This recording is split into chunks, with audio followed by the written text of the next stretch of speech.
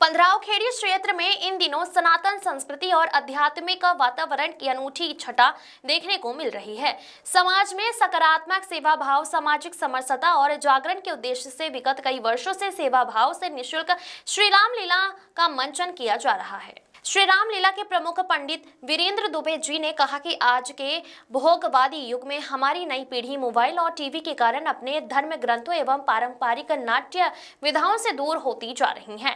ऐसे में रामलीला के माध्यम से समाज को फिर से अपनी संस्कृति से जोड़ने का प्रयास किया जा रहा है। हमारे पूर्वजों ने इन्हीं विधाओं से समाज को एक सूत्र में बांधे था और उन्होंने कहा कि छिंदवाड़ा जिले के सौसा जनपद अंतर्गत ग्राम पंधरावखेड़ी में 6 जनवरी 2026 से 13 जनवरी 2026 तक श्री राम लीला एवं राम कथा महोत्सव का आयोजन किया जा रहा है। इस आयोजन का उद्देश्य पारिवारिक मेल जोड़ बढ़ाना और जीवन मूल्यों को मजबूत करना है। आसपास के गांवों एवं क्षेत्रवासियों की बड़ी संख्या में उपस्थिति से पूरा अंचल आध्यात्मिक वातावरण से सराबोर हो गया है। रामलीला के 6वें दिवस के मंचन में राम राज्य अभिषेक की तैयारी और कैकेयी की दासी मंथरा द्वारा किए गए षड्यंत्र का मार्मिक चित्रण किया गया। बताया गया कि कैसे मंथरा की कुटिल बुद्धि के कारण भगवान श्री राम को 14 वर्षों के वनवास पर जाना पड़ा।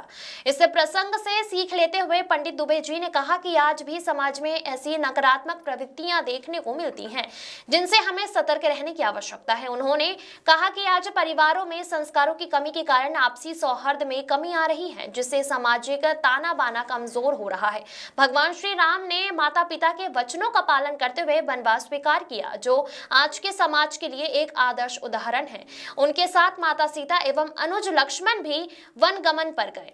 रामलीला मंडली द्वारा आदिवासी एवं ग्रामीण अंचलों में भी रामलीला का मंचन कर धर्म और संस्कारों का प्रचार किया जा रहा है। केवट प्रसंग में दर्शाया गया है कि किस प्रकार केवट ने प्रभु श्री राम के चरण धोकर उन्हें नाव में बैठाया। यह दृश्य दर्शकों को भाव विभोर कर गया। वनगमन के दौरान तमसा नदी, प्रयाग गंगा तट, गोदावरी नदी एवं पंचवटी जैसी प्रसंगों का जीवंत मंचन किया गया। वहीं रावण की बहन शूरपंखा के प्रसंग को भी प्रभावशाली ढंग से प्रस्तुत किया गया। श्री राम लीला के माध्यम से समाज को यह संदेश दिया जा रहा है, श्री राम जी के बिना जीना किस काम का। आ जाओ, इधर आ जाओ भैया, इधर आओ। है बाबू, कितने सुंदर सुंदर लग रहे हैं। अरे सुंदर तो है रे बचवा, लेकिन ये कौन है, कहाँ के हैं, हमका तो कुछ पता ही नहीं है। और ये बार बार हमका बुलाए रहे, तुम बताए रहे हो। हाँ, और केवट भैया कह के। भैया? हाँ हो। अच्छा, तो हमका ये जाने के चाहिए कि ये कौन है, कहाँ से आए रहे हैं। बिल्कुल। और कौन हो तुम, कहाँ के हो, कौन हो तुम, कहाँ के हो, काहे हमें भुलाते हो, कौन हो तुम, कहाँ के हो, काहे हमें भुलाते हो, तुम कहाँ के हो। आप कैसे बताओ, कौन हो तुम, कहाँ के हो, मुझे बुलाते हो, कौन हो तुम, कहाँ के हो, काहे हमें बुलाते हो, कौन हो तुम, कहाँ के हो। एक बार बुलाते हो, बार बार बुलाते हो, कौन हो तुम, कहाँ के हो, काहे हमें बुलाते हो, कौन हो तुम, कहाँ के हो। भगवान मुस्कुराने लगे। हमका भैया भैया कह के बुलाओ। मेरे आने का कारण पूछ रहा है। इस पगले को यह नहीं मालूम कि मैं तो केवट को ही ढूंढ करके इस घाट पर आया हूं। कब से भटक रहा था कि मेरे भैया केवट कहां होंगे, और आ गया तो खुद मुझसे प्रश्न करने लगा। राम जी ने बड़ा सुंदर उत्तर दिया। बताए दो भैया, हमका भैया भैया कह के बुलावे वाले, तुम कौन हो, कहां से आए हो, आपन तनिक परिचय बताए दो। अवश्य भैया। हाँ भैया। हम अयोध्या के रहने वाले हैं। और अपने माता पिता की आज्ञा से 14 वर्ष के लिए वन की यात्रा पर है।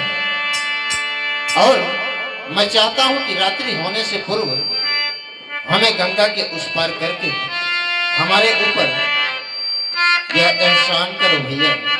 एहसान राही हैं हम अयोध्या के, राही हैं हम अयोध्या के, हम राम कहाते हैं। राही है हम अयोध्या के, हम राम कहाते हैं। राही है हम अयोध्या के, राही हैं हम अयोध्या के, हम राम कहाते हैं।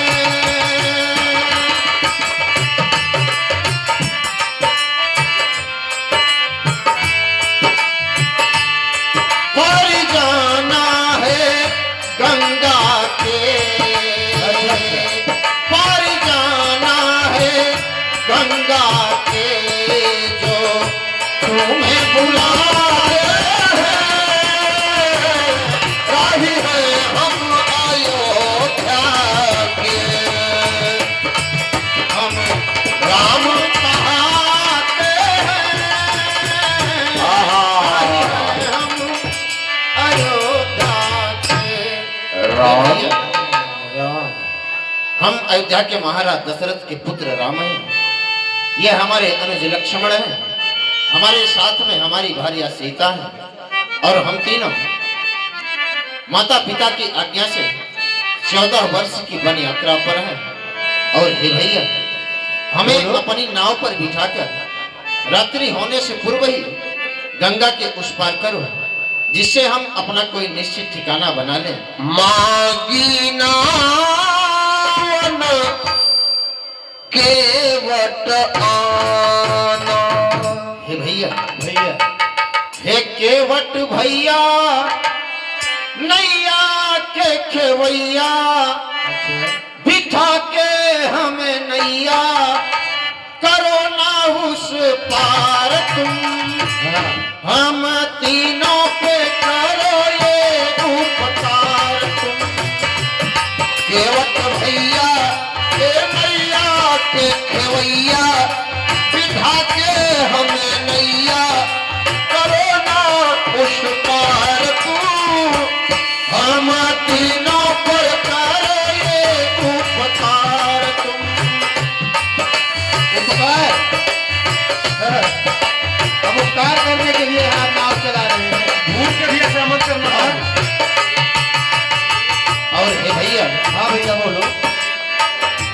राज तिलक के बदले में भैया 14 बरस का बन पाया। राज तिलक के बदले में भैया 14 बरस का बन पाया। किस्मत में अपने जो भी लिखा था, आज वही शुभ दिन आया। किस्मत में मेरे जो भी लिखा था, आज वही शुभ दिन आया। पार करा दो, पार करा दो, करो न देरी, हो रही रात अंधेरी। मेरे भाई क्या दूंगा उतराई, नहीं है एक पाई, ना करना इनकार तुम। हम तीनों पे करो ये उपकार। केवट भैया के नैया के खेवैया, बिठा के हमें नैया, करो ना उस पार तू। हम तीनों पर करो ना एहसान तुम। हेलो, ये आ गए एहसान वाली बात कौन सी है? श्रीमान कैलाश गुरु जी की ओर से भट्ट केवट के द्वारा ये जो इतने ठिठुरती हुई ठंड में गंगा जी में नाव चलाई जा रही है, तो बेचारे की मजदूरी के लिए सादर 101 रुपए का पुरस्कार दिए। कल्याण हो, कल्याण। और यह है गणेश पाठक जी, आप भैया जी की ओर से भी केवट महाराज के कुशल अभिनय पर 101 रुपए का पुरस्कार, एवं श्रीमान कमलेश खड़से जी आपकी ओर से, खौसे जी, कमलेश खौसे जी की ओर से भी 101 रुपए राम जी के आदर्श अभिनय पर आए हैं। बहुत बहुत धन्यवाद। जय सीताराम। जैसे ही केवट महाराज ने राम जी के मुख से राम का नाम सुना कि मैं राम हूं, अरे भैया उसके तो भैया हे सुनो, पहली बात तो ये सुनो आप कि जो अभी आप बोले कि एहसान कर दो,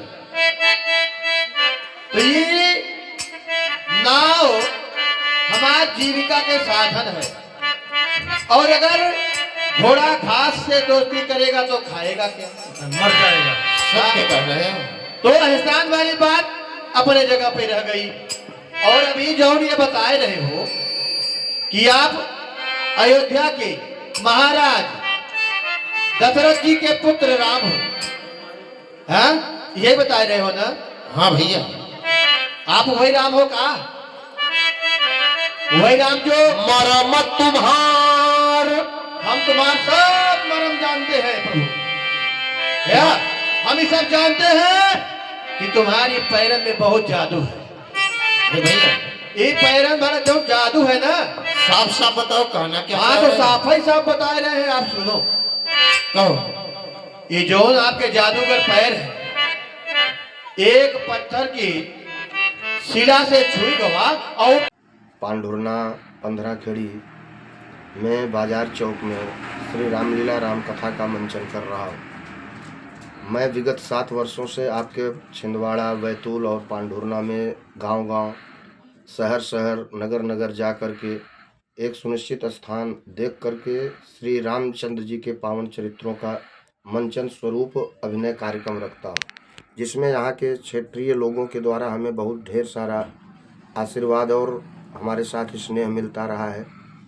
मेरे इस मंचन को संचालित करने के पीछे का अपना उद्देश्य है अपने सनातन धर्म को जीवंत रखने के लिए और आने वाली पीढ़ी के लिए उनको अपने आधुनिकता के दौर में जीने के साथ साथ अपने संस्कारों से भी परिचित रहना, अपने माँ बाप के प्रति अपना धर्म कर्तव्य, अपने समाज के प्रति हमारे सेवा भाव रहे।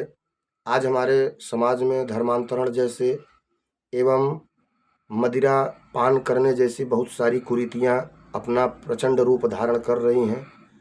हमारा इस रामलीला मंच के माध्यम से लोगों को जागरूक करने का प्रयास सतत चल रहा है, और जिसमें लोगों को अपने सनातन धर्म से जोड़े रहने का प्रयास चल रहा है। मैं यही चाहता हूं कि भगवान श्री रामचंद्र जी के चरित्रों का मंचन करके अपने आने वाली पीढ़ी में अपने देश के प्रति, अपने समाज के प्रति जागरूक रहें और बाहरी शक्तियों के प्रकोप से बचने का प्रयास करें। आधुनिक दौर में मोबाइल और फेसबुक जैसे संसाधनों में विलुप्त होती हमारी ये समाज अपने ही समाज के लिए घातक न साबित हो जाए, इसलिए रामलीला मंचन जैसा प्लेटफार्म देकर संसार की और सामाजिक बुराइयों को दूर करने का प्रयास चल रहा है, और अपने भगवान श्री रामचंद्र जी के आदर्श के माध्यम से बच्चों में उनके संस्कार डालने का प्रयास, ताकि हमारी युवा पीढ़ी अपना मार्ग न भटके और अपने संस्कारों में रहकर परिवार के साथ कैसे जीना है, बड़ों का आदर कैसे करना है, भगवान के प्रति हमारा जो आध्यात्मिक भाव होना चाहिए उसमें हम प्रबल रहें और देश की सेवा करते रहें।